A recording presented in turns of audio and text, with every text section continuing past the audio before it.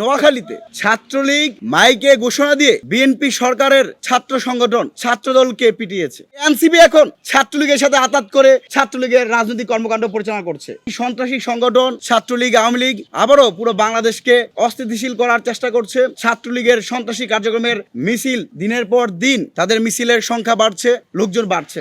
প্রশাসনের পক্ষ থেকে আমরা তেমন কোনো সমাধানের কোনো রাস্তা আমরা পাচ্ছি না। যারা বিনদেশি তাবেদারি করত, যারা এদেশের বুকে হত্যা, গুম, দর্শনের স্বর্গরাজ্যে পরিণত করেছিল, সেই শেখ হাসিনাকে কিন্তু বাংলাদেশ থেকে মানুষ উৎখাত করেছিল। যার ধারাবাহিকতায় শেখ হাসিনাকে তার জীবন বাঁচাতে হেলিকপ্টার করে পালাতে বাধ্য হয়েছিল। তো আবার আজকে আমরা কথা বলছি জুনের 9 তারিখ 2024 সালের 5 জুন হাইকোর্ট থেকে কোটা পুনর্বহালের প্রতিবাদে যে আন্দোলন শুরু হয়েছে, সেই একই মাস 2 বছরের মধ্য দিয়ে মাথায় এসেই আমরা শুনতে হয়, দেখতে হয় সন্ত্রাসী সংগঠন ছাত্রলীগ আওয়ামী লীগ আবারও পুরো বাংলাদেশকে অস্থিতিশীল করার চেষ্টা করছে, বিভিন্ন জায়গায় হামলা করার চেষ্টা করছে, বিপ্লবী ছাত্র জনতাকে রক্তাক্ত করার চেষ্টা করছে। নোয়াখালীতে ছাত্রলীগ মাইকে ঘোষণা দিয়ে বিএনপি সরকারের ছাত্র সংগঠন ছাত্রদলকে পিটিয়েছে। কয়েকজন এখনো হসপিটালে চিকিৎসাধীন রয়েছে। দুঃখ লাগে, একটা নির্বাচিত সরকার আছে, নিষিদ্ধ সংগঠন কিভাবে এত সাহস পায় যে ছাত্রদলের নেতাকর্মীকে আহত করার। কিন্তু পরবর্তীতে আমরা দেখতে পেলাম কয়েক হাজার নেতাকর্মী ছাত্রলীগ একসাথে হয়েছে, পুলিশকে নামে মাত্র ক্লোজ করা হয়েছে, প্রত্যাহার করা হয়েছে। এই যে একটা জায়গাতে হাজারের অধিক মানুষ সমাবেত হচ্ছে, সেখানকার ডিএসবি,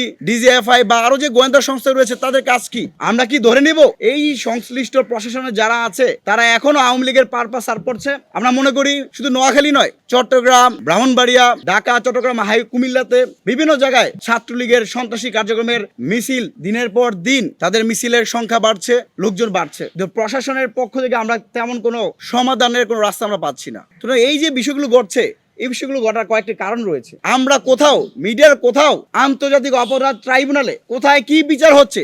এতগুলো যে মামলা হলো, কোন মামলা কোনো অগ্রগতি আমরা দেখতে পাচ্ছি না। সরকারিভাবে যখন এই সন্ত্রাসীদের বিরুদ্ধে ব্যবস্থা নেওয়া হচ্ছে না, তখন কিন্তু স্বাভাবিকভাবেই আওয়ামী লীগের উৎপাত, তৎপরতা, সন্ত্রাসী কার্যক্রম হওয়ার স্বাভাবিক। আরো উদ্বেগের বিষয়, চট্টগ্রামে যেখানে আমরা চট্টগ্রামে একজন প্রতিমন্ত্রী বলেছেন যে সেখানে আওয়ামী লীগের মিটিং মিছিল করতে দেওয়া হবে না, কিন্তু তারপরের দিনে আমরা দেখতে পেয়েছি সেখানে ছাত্রলীগ মিছিল করেছে। গতকাল আমরা সমকালের একটি রিপোর্টে দেখেছি চট্টগ্রাম মহানগরের সহসাংগঠনিক সম্পাদক, এনসিপির সহসাংগঠনিক সম্পাদক হুজ্জাতুল ইসলাম, তিনি নিষিদ্ধ সংগঠন ছাত্রলীগের শেল্টার দিচ্ছেন। ছাত্রলীগ এনসিপির সাথে কথা বলে তারা মিছিল করছেন। আশ্চর্যের বিষয় যে গত 1.5 বছর পুরো বাংলাদেশকে বিভাজিত করেছিল, বৈষম্যের নাম দিয়ে যারা সবচেয়ে বড় বৈষম্য করেছিল, যারা এই বিপ্লবের ধারক বাহক হিসেবে নিজেদেরকে উপস্থাপন করেছিল, সেই এনসিপি এখন ছাত্রলীগের সাথে আতাত করে ছাত্রলীগের রাজনৈতিক কর্মকাণ্ড পরিচালনা করছে। আমরা এনসিপির তৎকালীন বৈষম্য বিরোধী আহ্বায়ক নাহিদ ইসলাম সহ যারা বর্তমানে এমপি আছেন তাদের প্রতি আহ্বান জানাই, আপনাদের কনসার্নে কি এনসিপির মাঠ পর্যায়ে নেতা কর্মীরা